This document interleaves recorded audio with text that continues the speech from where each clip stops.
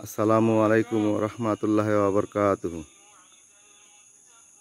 প্রিয় বন্ধুরা, আপনারা দেখতে পাচ্ছেন একটি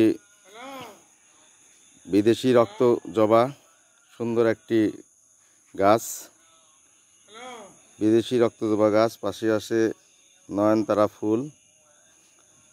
মাশাআল্লাহ, আল্লাহর রহমতে খুব সুন্দর গাছগুলো হয়েছে, দেখতে খুবই সুন্দর।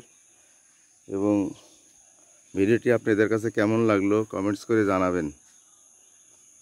বিদেশি রক্ত গোলাপ, রক্ত জবা।